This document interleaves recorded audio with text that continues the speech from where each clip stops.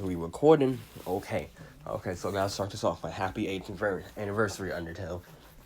I love this game. Also, hold up. Ugh.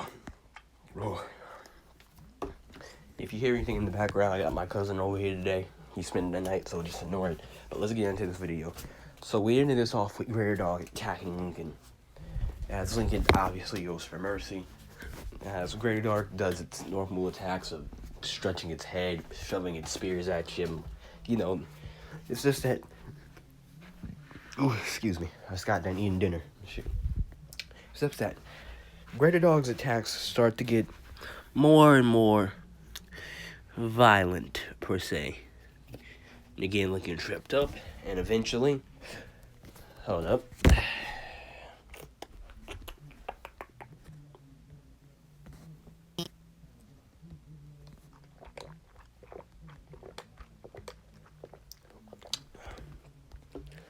Hold up.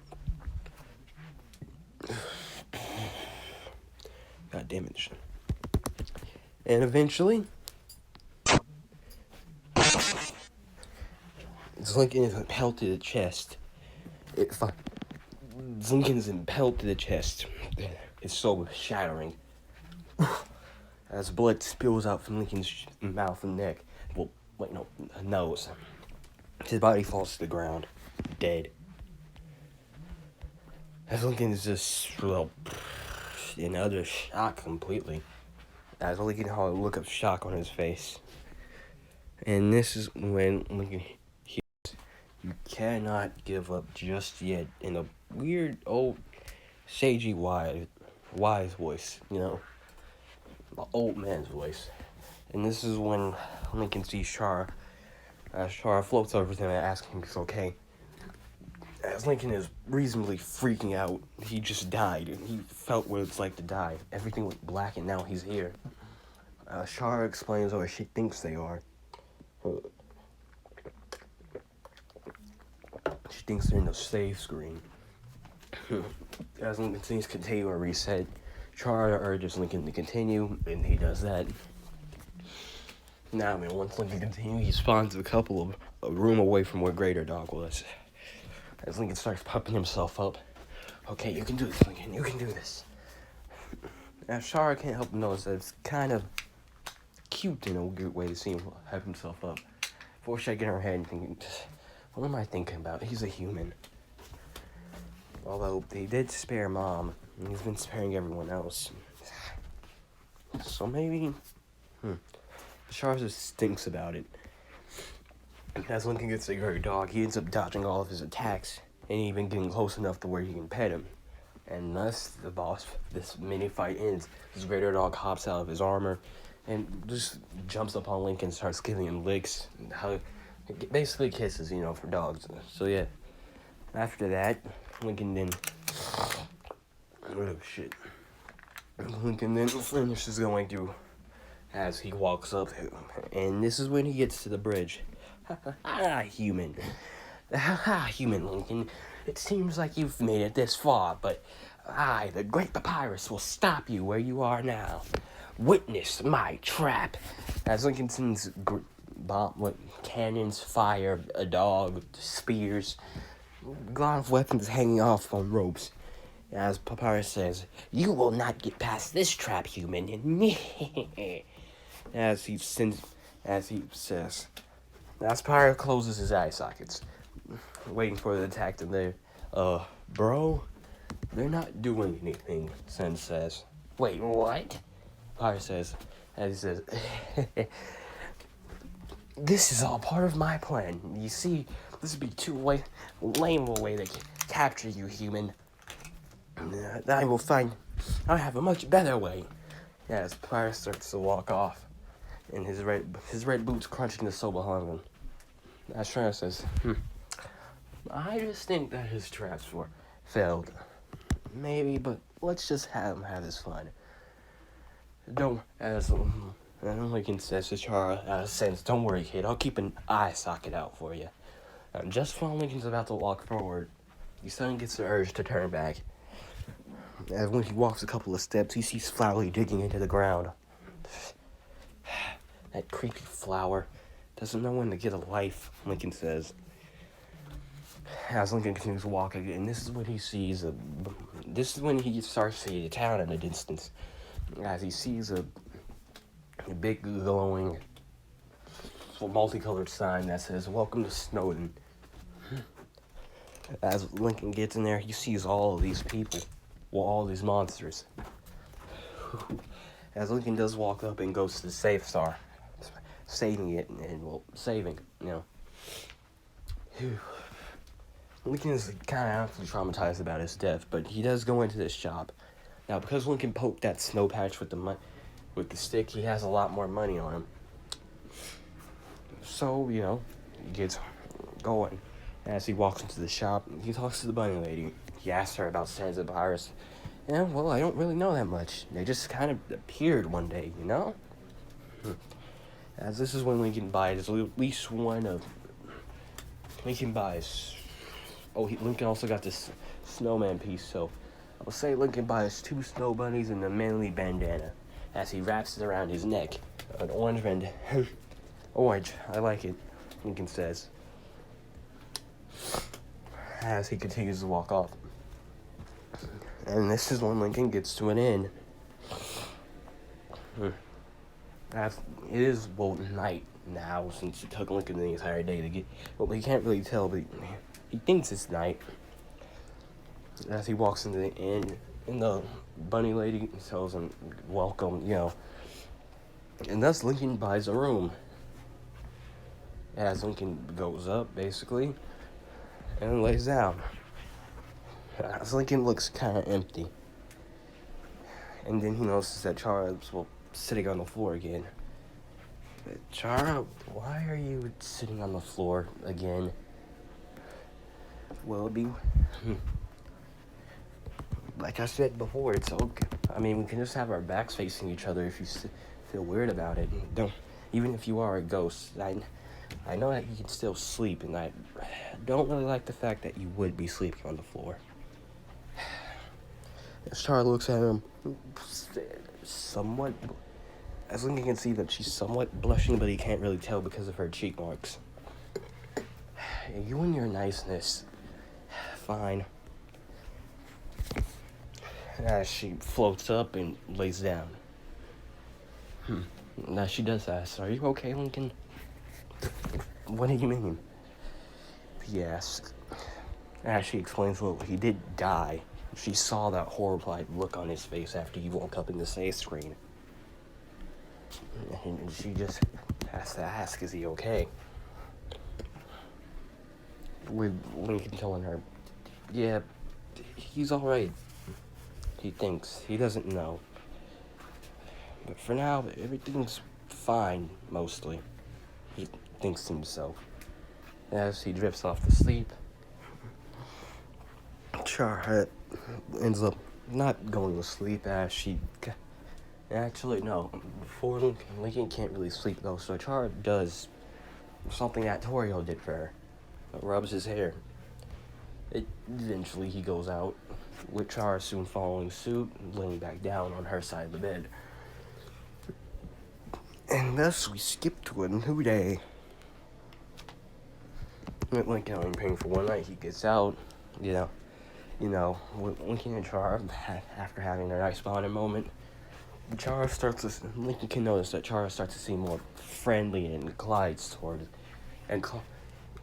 to be nice with him. As she actually talks to him now, being nice and, Is Lincoln, while thinking about Ronnie and... But he shakes it off and actually kind of starts blushing a bit after thinking about Chara. But... As Chara starts to move ahead, as he just looks at her walk, walk, you think of the loudly. It could never, I don't even know what I'm thinking about, Lincoln says. It could never work. But who knows, maybe. As Chara tells him that he's lagging behind and that you bring his ass already. As he walks forward. This is when Lincoln walks past the inn, and this is when he sees a bipedal raptor in a oranges, a yellowish with dark brown stripes. As he says, as Lincoln walks up to talk to him, he says, "Hey, I'm Monster Kid. Who are you? What's your name?" As Lincoln responds with Lincoln, well, obviously. As the two start trying up, as Monster Kid says, "You're a kid, right? Only kids wear striped shirts."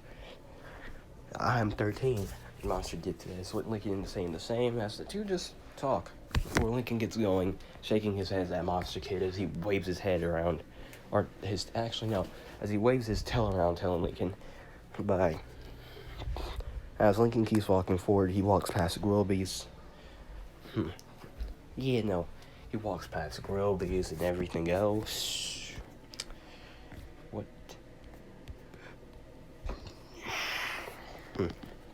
He walks past Grilby's, and this is where Lincoln starts to see the fog as it gets even colder, kinda. He's been able to shake it off since the sweater is surprisingly warm still. Surprisingly kept him warm, but hey, as he gets human, you finally come to face me. I, the great Papyrus, will capture you. As things flash black and white before everything turns black. Papyrus and wait a minute, what was it? What was Papyrus? Papyrus has challenged you. Human. I, the great Papyrus, will capture you and finally prove to Undyne that I can be a royal's guard. As Papyrus sends up opponent attacks to Lincoln, with Lincoln dodging out the way. Well, more like jumping out the way and landing on the floor. Well, landing into the cold snow, As Lincoln spares Papyrus, and after a couple more spare tries, so you're sparing me, human. As he sends opponent attacks, Lincoln jumps over them. Lincoln sparing once more. You will not best me, human, as he says. As he grips his hand as Lincoln's soul turns blue. You are blue now.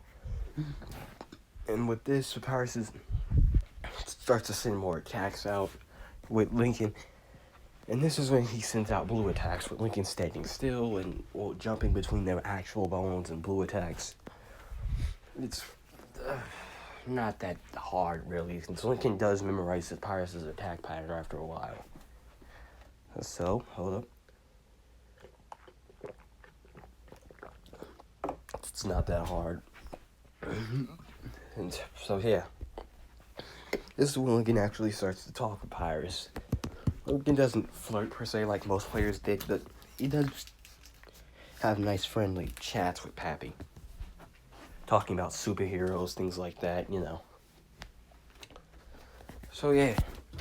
As the fight continues on, Papyrus says, "Yeah, human, you really are impressive. If you do that, I'll show you. Now, it's time for my special attack." As Papyrus makes Lincoln start sending bones out, which Lincoln does jump over for jumping and keep jumping. As Lincoln sends a massive bow in the sky. Holy shit, Lincoln thinks, as he barely makes it over the bone before slowly falling back down and crashing into the snow. As there kicks up snow mist in the field. Jeez, thinks he may seem like a joke, but he really is tough. I know what you mean. He's interesting, Char thinks. So yeah.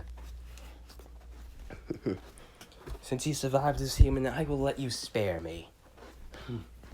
As Lincoln spares Papyrus, and Papyrus tells Lincoln they want to hang out.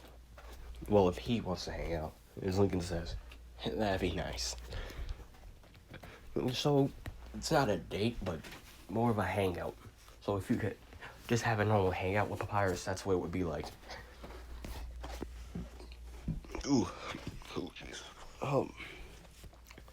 And so, Lincoln basically spends a couple of days in Snowdin.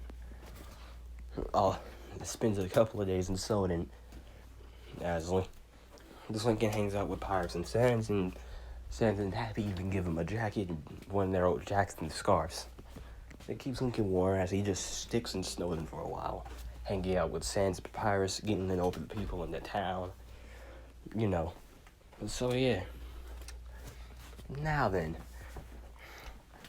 I'm about to start doing this like after every 2 places, so after every 2 videos. In the second part, we're gonna check on how the dear Lau family is doing. So let's go back to like right after Lincoln left his lovely taking his life sewer slide. I'm saying this so YouTube doesn't copyright wait a minute. This video isn't made for kids. His sewer. I just realized something. This video isn't made for kids. If you are a kid watching this, well, goodbye to your ears. This is your own fault. His suicide note, okay? As now then, just a couple of hours before Lincoln makes his leave and writes it, everyone in the family is at Pop as Lincoln couldn't bring himself to go, as he was still coming to the decision if he actually wanted to do this or not. And well, miraculously, this is when Pop finally woke up. After a couple of doctor checks, they said he'll be fine. Just cut back on all the cholesterol, a lot of the fat meat, since from what we know, Pop likes to eat a lot, so just cut back for a little while. So yeah, after that, this is when the family just goes. I say that Bobby and Ronnie Ann were here. Yeah, let's go with that. Bobby and Ronnie Ann were here.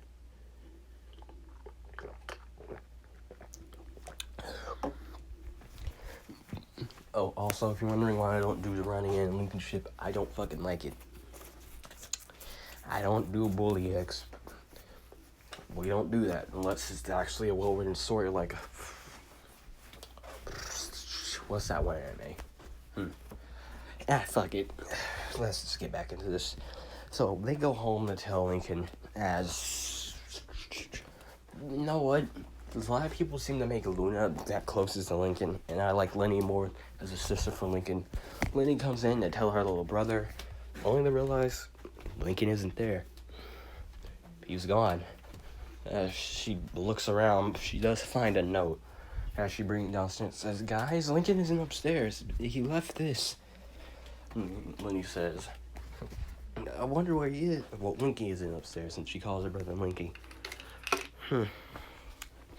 This is when the other sisters, and Rita says, "Lenny, give me that note." As Rita reads it, tears start streaming down her face. As she reads it out loud, it's a generic, I'm sorry, it's a letter. Lincoln tells her that he just can't do it anymore. Well, along with Pop having a heart attack, his relationship with Ronnie Ann turning kind of shitty in the breakup, along with seeing everyone else either being sad or at least being somewhat happy, and him just not, along with his own feelings of being worthless compared to his own sisters. Multiple showings of the episodes, it seems like Lincoln doesn't really view himself as something worth of his sister's time. And so he says that you're all probably better off without me. As Lincoln says, he goes Mount Ebbet. And this leads to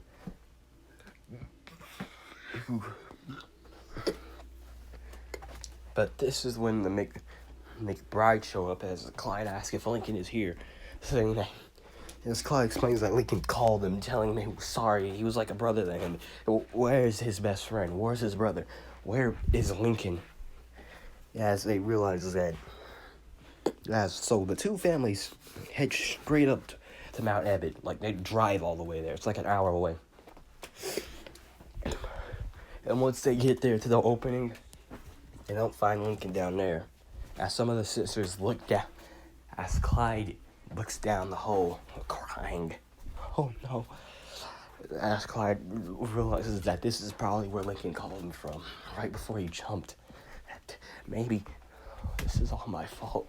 Clyde sputters out, tears stream from his eyes. As Clyde says, only if I told him not to, or told him to wait until I got there. Only if I wasn't confused, I could. Clyde just spirals. going on about how he could have done something.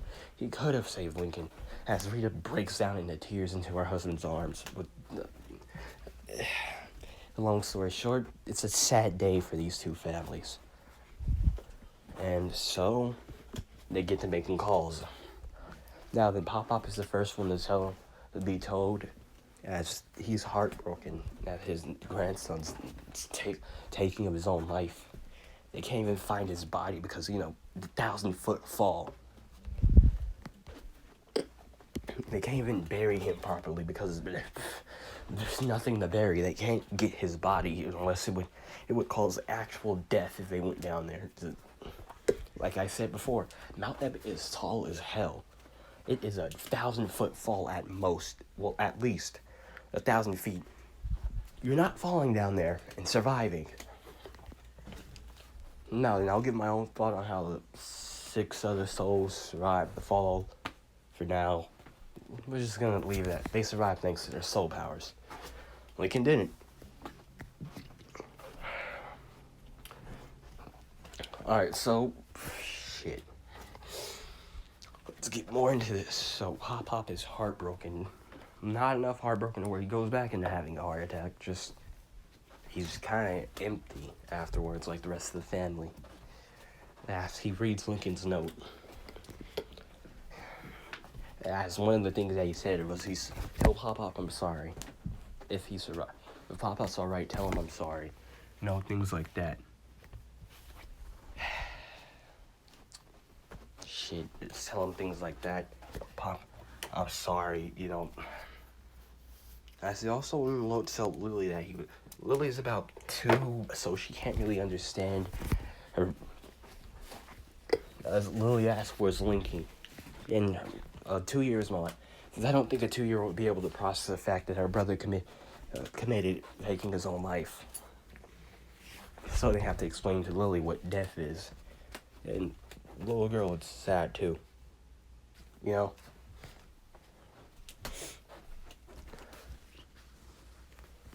So, yeah.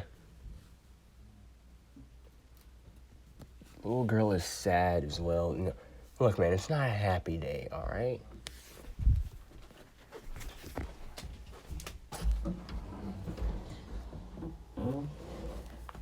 And now then, we also get to see Santiago's reaction. Alright, so Lori thought. So we see Bobby calling Lori. During this time, as Lori ends up picking up the phone and thinking that, well, he could tell what happened. So, yeah. No. She thinks she should tell what happened.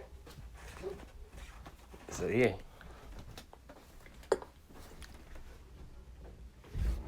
Hey, Mama here. Still recording, get out. Hey, Mama here. Okay, Go and get your stuff. shush. Go get your stuff. Man, shut up, I'm not done. I'll get it, bro. You get it, Drew. Go. I'm not done recording. Sit Get down. your ass out, nigga. I'm not done recording. Go. But I won't make a noise. I don't care. Get. If I make a pee, you can whoop the dog shit out of me. Nigga, get until I'm done. Damn. Dumbass. As Lori calls Bobby, thinking it's a happy thing. As he says, hey, babe, the usual bender. As Lori just outright says it, not feeling no emotion in her voice. This girl is heartbroken. As Bobby hears this is what happened, the phone drops. Lori actively hears Bobby drop the phone.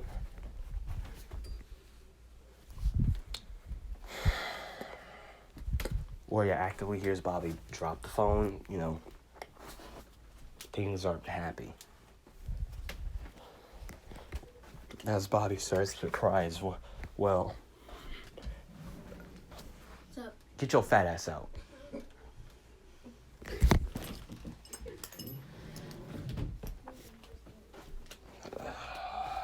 damn it. Okay, let me just finish making this. Lori tells Bobby. As Bobby gets off the phone with Lori. This is why I record when I'm fucking alone. These dumbasses keep walking in my goddamn room. As Bobby gets off the phone with Lori. Shit. He goes and tells everyone that what happened, you know.